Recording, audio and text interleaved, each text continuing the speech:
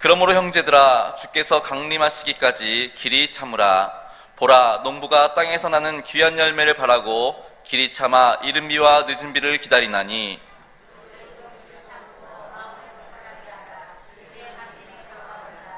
형제들아, 서로 원망하지 말라. 그리하여야 심판을 면하리라. 보라, 심판주가 문 밖에 서 계시니라.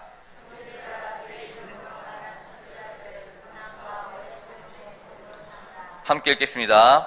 보라, 인내하는 자를 우리가 복되다 하나니, 너희가 욥의 인내를 들었고 주께서 주신 결말을 보았거니와 주는 가장 자비하시고 긍휼히 여기시는 이시니라. 아멘.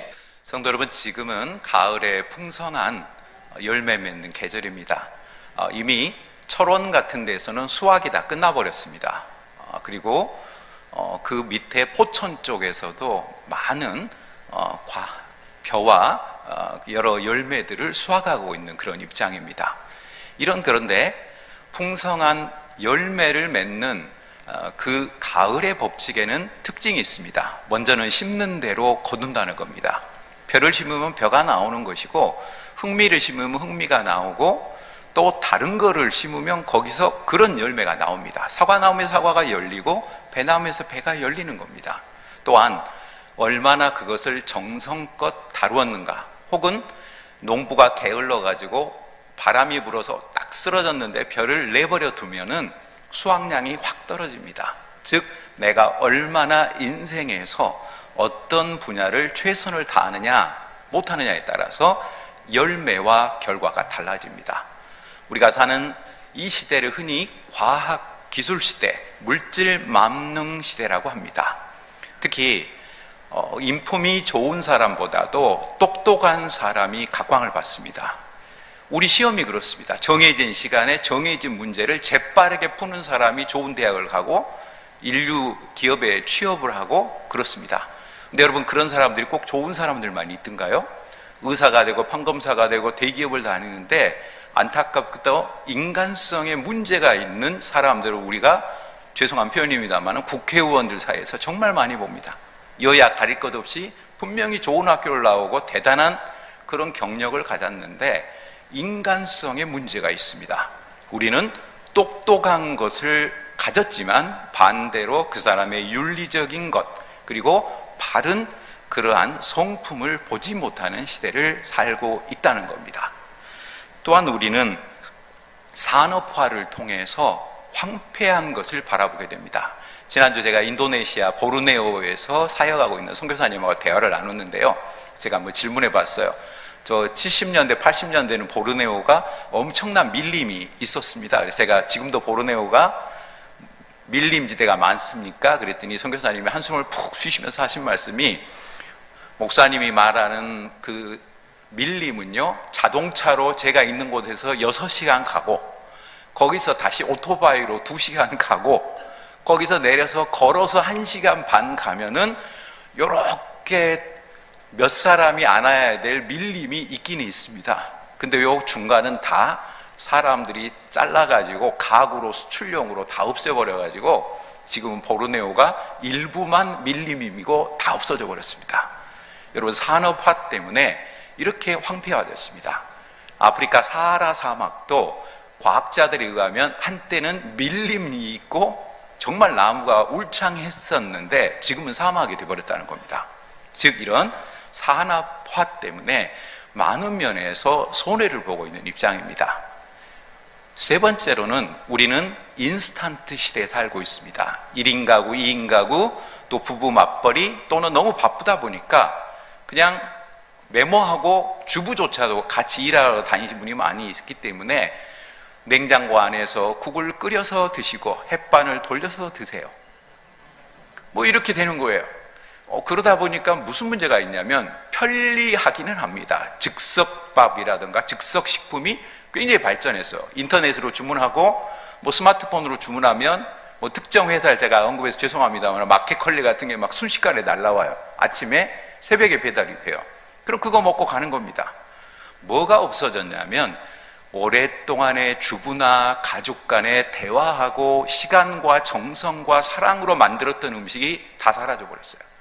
예전에는 된장찌개 하나, 김치찌개 하나를 끓여도 거기다 두부와 돼지고기와 김치를 썰어 놓고 뭐 우거지를 놓고 정성과 시간이 있어야 이게 부글부글 끓어야 하고 딱 기다렸다가 같이 먹고 대화하고 그랬었는데 지금은 이미 다 만들어졌어요. 즉석 식품이 남발하다 보니까 그냥 이거 끓여 먹거나 이거 전자레인지에다 데워버리면 그대로 끝나는 겁니다. 근데 여러분, 이렇게 겉으로 똑똑한 것, 산업화, 그리고 즉석식품과 같은 것에 공통점이 있습니다. 그 뭐냐면 시간을 재촉하는 문화가 됐다는 겁니다.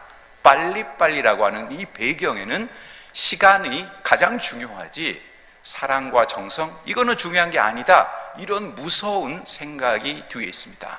하지만 우리 기독교는 그런 게 아닙니다. 좀 더뎌도 좋습니다. 좀 부족해도 괜찮습니다. 예를 들어서 뭔가 좀 결핍되어 있더라도 좀 더 인내하면서 믿음 안에서 살아나가는 것, 바로 이것이 기독교의 힘이라는 겁니다. 디모데전서 3장에는 말세의 특징으로 사람이 자기를 사랑하고 돈을 사랑하고, 계속해서 뭐라고 되어 있냐면요, 조급하며라고 되어 있어요. 왜 이렇게 사람들이 조급한지 몰라요. 시간을 보고 막 바쁘게 돌아다니는데 나중에 알고 보면 별것 없어요. 여러분, 지하철 탈 때 저는 진짜 이해가 안 가는 것이, 나이 든 분들, 젊은 사람들을 떠나서 아니 왜 스마트폰을 보면서 걸어가는지 모르겠어요. 계단을 저러다 넘어지면 어떡하지? 그 스마트폰을 보면서 막 다녀버리니까 오히려 안 보는 사람들이 피해 다녀요. 그 사람들이 민폐가 돼요. 나중에 보면 별것도 아닌 거 보고 있어요. 이게 조급한 것, 시간을 재촉하고 남보다 내가 더 많은 정보를 얻고 서둘러야 된다라고 하는 잘못된 문화에 있는 겁니다. 자, 그러면 오늘 본문은 믿음이라고 하는 것은 인내라고 하는 것을 강조합니다.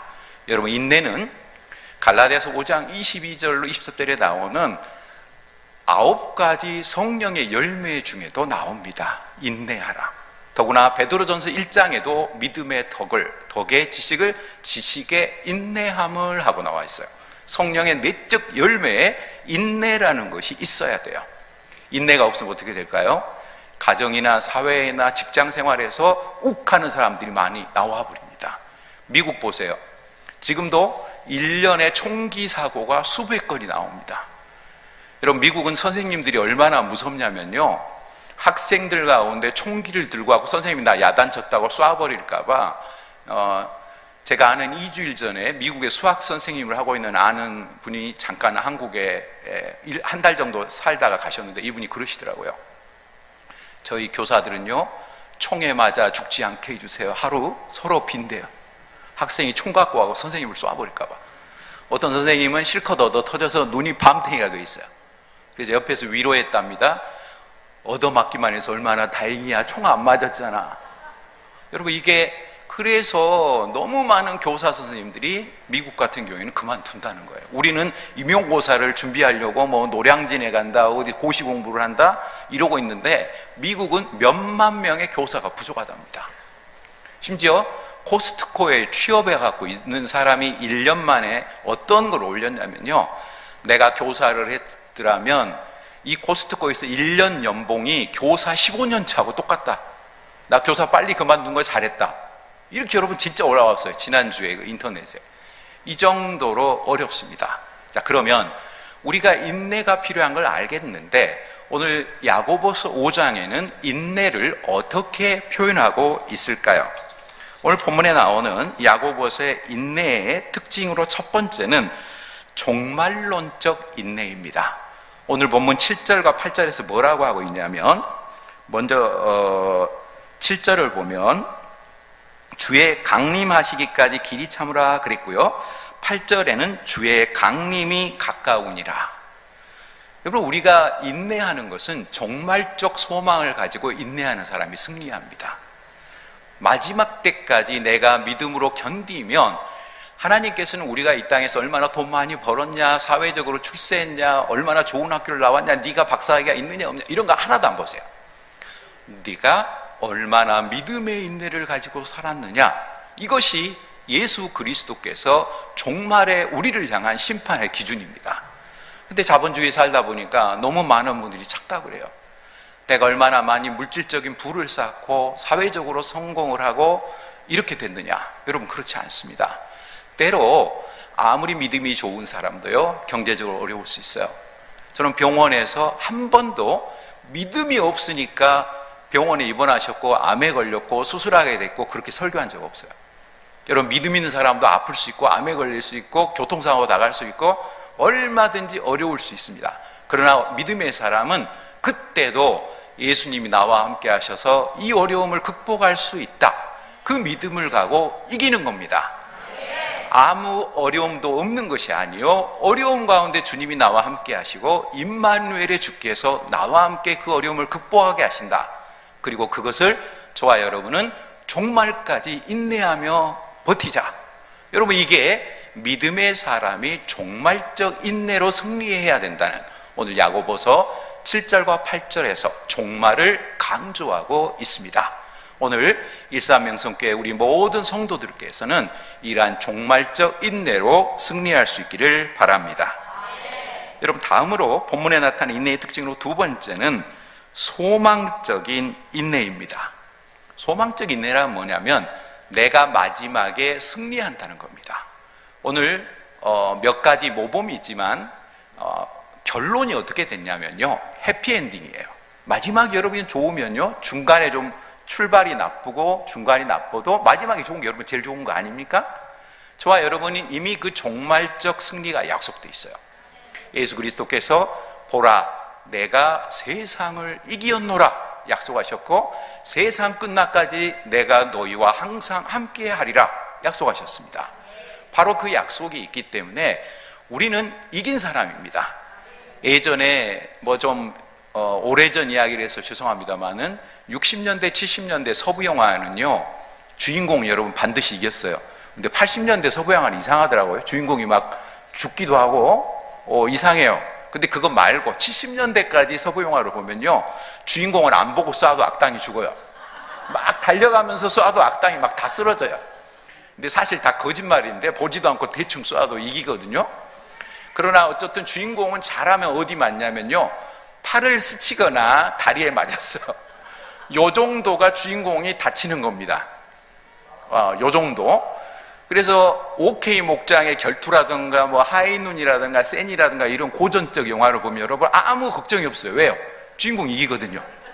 아무 걱정이 없어요.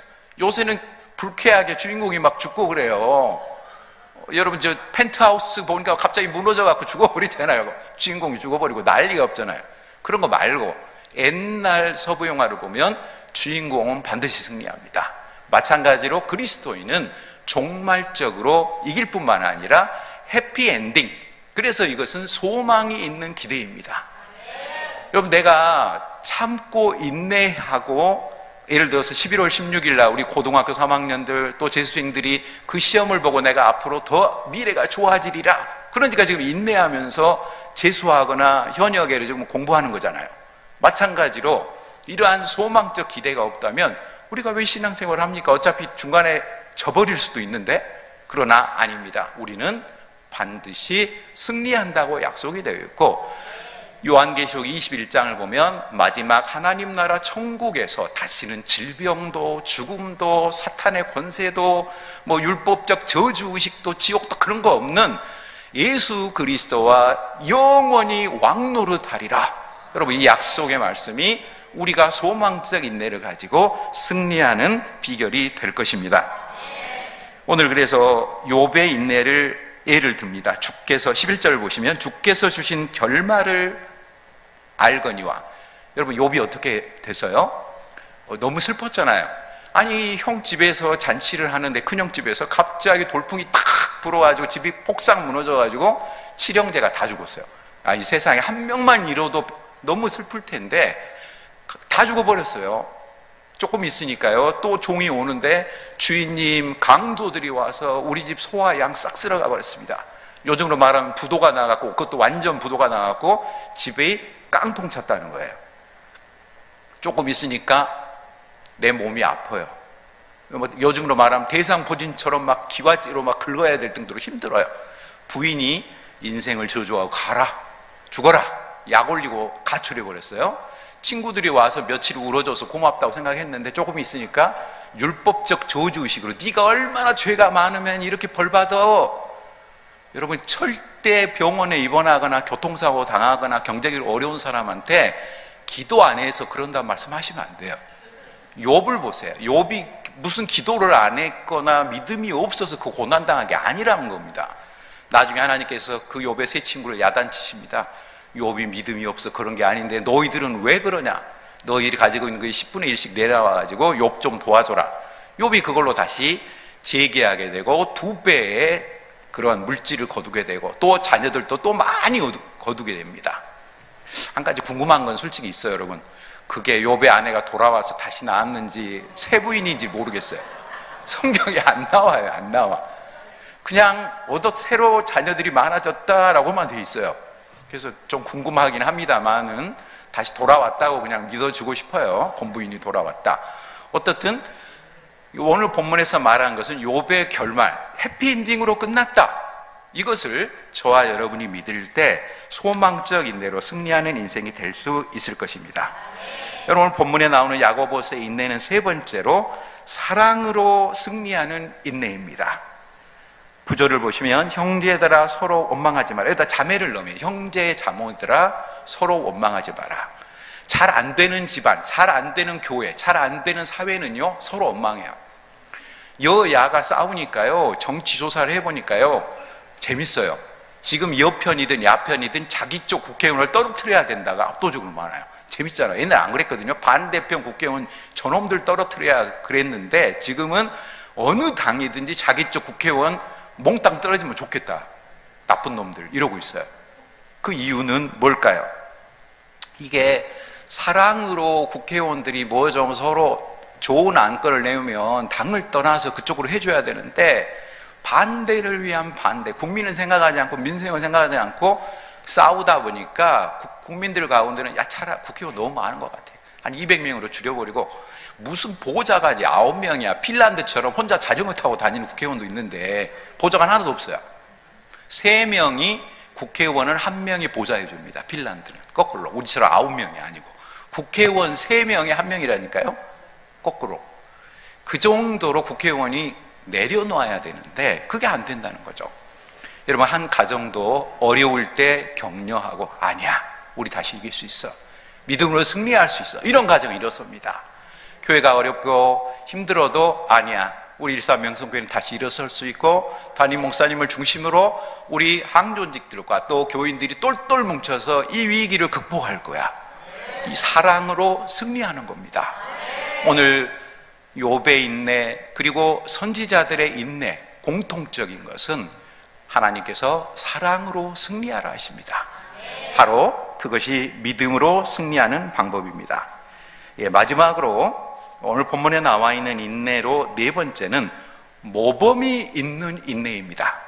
그러니까 하나님께서 아무런 모범이 없는데 네 알아서 해봐, 그게 아닙니다. 오늘 세 사람의 모범이 있습니다. 첫째로는 농부로 번을 삼으라, 7절에 그랬는데 늦은 비에 파종을 하고요, 또 이른 비에 수확을 하게 됩니다. 그러니까 우리하고는 좀 달라요. 우리는 봄비에 씨앗을 뿌리고 가을에 거두는데 그쪽 지역은 지중해권이어서 좀 차이가 있습니다. 그래서 우리하고는 좀 다르지만 어쨌든 중요한 것은 우리처럼 생각하면 됩니다. 봄에 파종을 해서 가을에 거두는 것처럼 농부가 인내력을 가져야지. 저는 가끔 성질이 나쁜 농부한테 잘하면 벼도 또 사과도 힘들겠다는 생각을 해봐요. 생각해 보세요. 벼를 심었는데 한 일주일 지나서 너 얼마나 자랐어? 쭉 뽑아갖고 이만큼 자랐네? 다시 꽂아주고 일주일 후에 또 뽑아주면 벼가 성질나서 이거 열받을 거예요 아마. 그러면 안 되는 거죠. 벼가 자랄 때까지 한 달이고 2달이고 높이 올라갈 때도 기다려야지. 여러분, 공부도 죄송하지만 그래요. 중고등학생들 있는 우리 학부모님들께서도 인내력을 하셔야 돼요. 특히 영어가 그래요. 영어는요, 수학은 벽돌처럼 실력이 팍팍팍 올라가는 게 보이는데 영어는 안 보여요. 이 바닷속에다 돌멩이를 던지는 것처럼 그게 영어입니다. 근데 놀라운 게 한 번 위로 탁 돌멩이가 나오면요, 그 다음부터 영어 실력이 사정없이 늘어나 버려요. 그때까지가 어렵습니다. 위로 올라올 때까지가. 그것만 딱 통과하면요, 그 다음부터는 생각 외로 막 실력이 늘어나요. 그러니까 그때까지 학원비 아깝다, 너 뭐했니, 인터넷 수업도 시키고 학원도 보내는데, 그러지 마시고 기다리고 인내하고 효과적으로 그 아이에게 맞는 학습 방법을 찾아서 하다 보면은 그런 좋은 결과가 맺어질 것입니다. 여러분, 두 번째로는 선지자들의 본이 10절에 나와 있습니다. 사도행전 7장 52절에 보면은 순교의 제물들이 있어요. 스데반 집사님이 사도행전 7장에서 돌아가시고, 그 밖에 많은 선지자들 또 이런 분들이 돌아가십니다. 한국으로 좁혀보면 일제강점기 때 주기철 목사님이 돌아가셨고, 6.25 동란기간에 여수에서 손양원 목사님, 또 여자로도 지금의 전라북도 신안군 쪽에 있는 증도의 문중경 전도사님이라는 분도 순교하셨어요. 공산당에 탁 총을 겨누고 예수 믿을 거야 안 믿을 거야, 끝까지 예수님을 부인하지 않고 그냥 총에 맞아서 돌아가신 이런 순교자들이 전국적으로 그때 북한군에게 점령당했던 지역에서 정말 많이 나왔습니다. 그런 분들을 생각할 때 여러분 어떤 생각이 들까요? 저와 여러분이 때로 고난을 당했습니다. 근데 솔직히 여러분, 요만큼 내가 고난을 당했다고 말할 수 있는 사람이 과연 있을까요? 저와 여러분이 모독도 당하고 어려움도 겪었습니다. 근데 솔직히 예수님이 십자가에서 못 박히실 때까지 그런 고난과 어려움을 겪은 사람이 있습니까? 없어요. 그래서 오늘 선지자들의 모범을 생각하면서 저와 여러분이 나는 좀 더 인내의 믿음의 사람으로 살아야 되겠구나, 이런 결단을 하게 되는 겁니다. 여러분, 세 번째로 나온 게 아까 말씀드린 욥의 인내였습니다. 그런데 이런 농부 선지자 욥의 인내가 있는데, 히브리서에서 예수님의 고난을 최고의 모범으로 보여줍니다. 히브리서 11장이 믿음장인데 쭉 아브라함부터 이렇게 나오다가 예수 그리스도가 당한 고난, 이거야말로 우리를 향한 예수님께서 인내의 최고의 모범이다. 오늘 야고보서는 세 사람이지만 히브리서까지 포함시켜서 네 번째로 예수님의 모범을 볼 수가 있습니다. 그러므로 하나님께서는 잘 참는 자에게 끝내 큰 복을 주시고 구원해 주십니다. 마태복음 24장 13절에서 말씀하십니다. 예수 그리스도께서 말씀하시기를 끝까지 견디는 자는 구원을 얻으리라. 사탄 마귀는 우는 사자처럼 베드로전서를 보면 한 사람이라도 믿음의 사람을 떨어뜨리기 위해서 모략을 합니다. 교인들끼리 싸우게 합니다. 목회자와 교인들이 서로 불신감을 갖게 합니다. 또 같은 가정과 직장과 사회 속에 서로 미워하고 상대방을 시기 질투하고 넘어지게 합니다.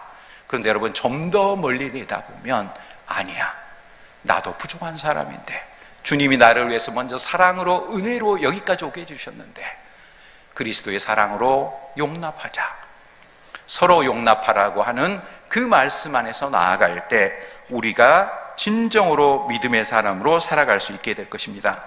여러분, 끝까지 믿음을 지키고 사랑하며 선교하는 사람은 구원을 얻을 것이라 말씀하십니다. 하나님께서 먼저 예수 그리스도를 독생자로 이 땅에 보내주셔서 우리를 향한 사랑을 확증하셨습니다. 바로 이게 로마서의 총주제가 됩니다. 우리의 율법적 행위가 아니요, 먼저 우리를 은혜롭게 구원하시고 십자가를 바라보므로 믿음으로 구원을 얻게 하시고 이미 구원 얻은 사람으로서 감사함으로 하나님의 말씀을 지키도록 노력하는 겁니다. 그런데 여러분, 노력한다고 해서 구원 얻는 건 아니고 이미 구원을 얻은 자로서 감사함으로 이걸 지킵니다. 이걸 종교개혁자들은 율법의 제3사용이라고 표현합니다. 구원 얻기 위한 그걸 율법의 제1사용인데 이건 아닙니다. 이건 구약시대고 우리는 이미 구원 얻은 사람으로서 감사함으로 다만 지키려고 노력하지, 그거 지킨다고 구원 얻는다 생각하지 않습니다. 오직 예수 그분의 십자가와 부활 사건을 믿음으로 구원 얻는다. 바로 그리고 종말을 바라보면서 내가 인내하고 사랑으로 인내하고 소망으로 인내하고 오늘 본문에 나오는 농부와 선지자들과 욥, 그리고 히브리서에 나오는 예수 그리스도의 십자가의 모범, 이 네 가지 모범을 보면서 승리하는 인생으로 나아갈 때 하나님께서 더욱 우리를 굳게 붙들어 주시며 이 어려운 세상 속에서 용기를 잃어갈 때마다 더 큰 힘으로 권력으로 성령께서 붙들어 주시고 승리하는 우리 인생이 될 수 있도록 도와주시고 우리의 가정과 일산 명성교회와 한국 사회를 온전히 책임져 주실 것입니다. 이 놀라운 은혜 안에 살아가는 인내의 승리자로 나아가는 우리 모두가 될 수 있기를 주님의 이름으로 축원합니다. 기도하시겠습니다.